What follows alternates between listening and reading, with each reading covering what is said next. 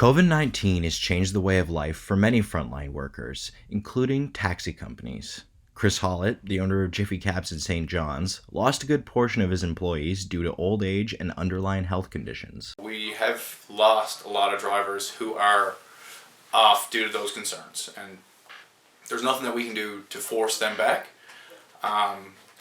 Now they're in this prolonged period of unemployment.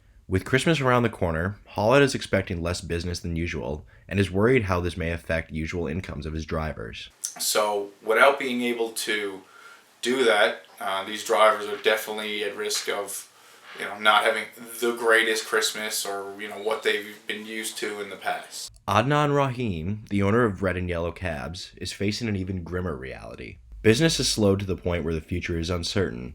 With less students, tourists, and oil company workers around these days, his business has suffered. Business is dead. No tourists, no airport, right? Like people are not traveling. So we've been hit very badly. Hollett, however, believes that Jiffy Cabs will weather this storm and come out the other side just fine. We're still not at maximum capacity just because of the lack of drivers and stuff like that. So long term, it's always going to be a challenge to carve out our little piece of the market to make sure that our company stays busy. But I mean, we're trying to do as much as possible. Rahim is at a point where he may need to make a tough decision about his company's future soon if things continue the way they have been, especially if there's a second wave of COVID in the province. If the Christmas goes down, then of course we might have to shut down.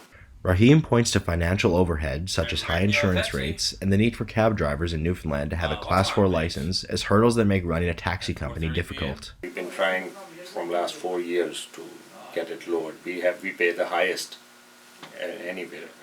Plus now, because everywhere else licensing is becoming easier and Newfoundland is tightening it, so we need that help too. Rahim says just to get a part-time driver on the road costs about $600 to $700 once it's all said and done, which is an expense many companies can't afford, especially if drivers don't stick with the company for long. Eliminating these sorts of fees might help, but even then, the local taxi industry's future is uncertain. For Kicker, I'm Nick Travis.